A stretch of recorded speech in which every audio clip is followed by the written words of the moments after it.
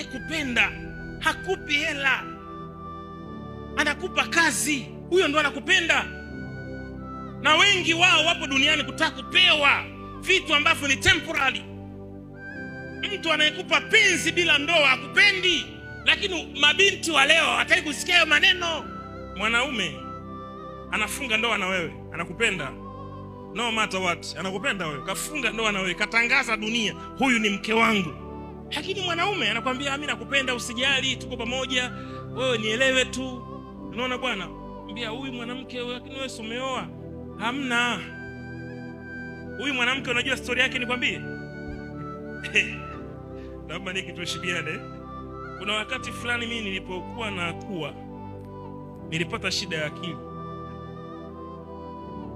Mboka maliza form 6. Najua nilikuwa kichwa sana. Wivu ile nini. Kama wakanitupia kitu kibaya. Kwa nikawa nimeenda Msoma, nimekaa kama miaka 3 hivi.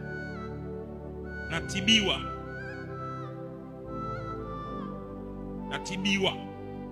Ndo huyu binti wakati natibiwa ndo akaja. Alipokuja ndo bado sijakaa sawa, nikajikuta nifanyaje? Nashangaa niko ukumbini.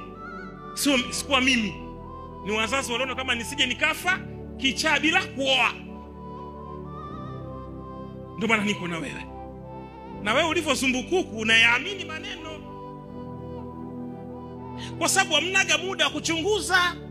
Mume wa mtu ni wa mtu tu. Kama anakupenda mwambie nionyeshe divorce. Unao muda sasa? Ushanunuliwa ST? Nimsumbue wa nini? Ili mali nakula ananivisha mimi inatosha. Sije nikamsumbua bure nikakoroga kwenye kisimako. Wanaume wenyewe siku hizi hawaeleweki. Eti mwanaume mmoja mimi nimekuwa mama yake. Napambana naye hivyo. Hayo ndio maisha yanayowakosti. Na ni maneno hawataki kuyasikia hayo.